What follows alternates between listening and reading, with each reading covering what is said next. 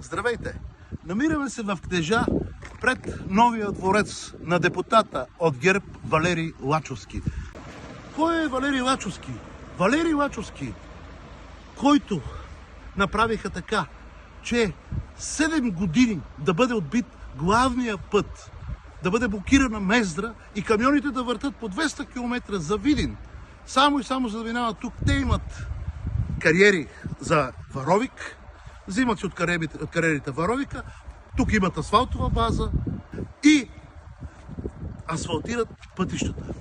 Ето това е фирма, която е на гербаджиите в община Кнежа, на които им се дават всички поръчки, където се източва бюджета на България. Тези хора правят от Варовик асфалт. Какво е направен този асфалт?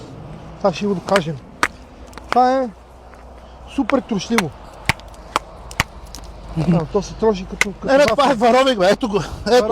Ето го камъка, вижте. Варовик. Как можеш в асфалта ти да правиш път Варовик? И после имаме катастрофи.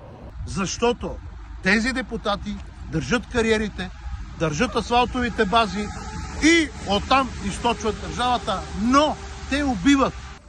Майките с черните забратки трябва да дойдат тук да видят, тук да видят за какво загинаха техните деца и за какво бяха всички тези катастрофи, за да могат тези хора да източат милиони от нашата хазна, за да могат да си строят нови палати.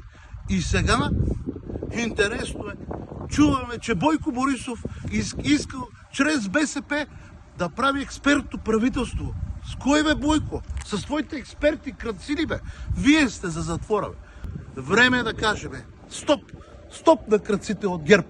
Ще имате пълна ревизия. Искаме промяна, искаме резултати.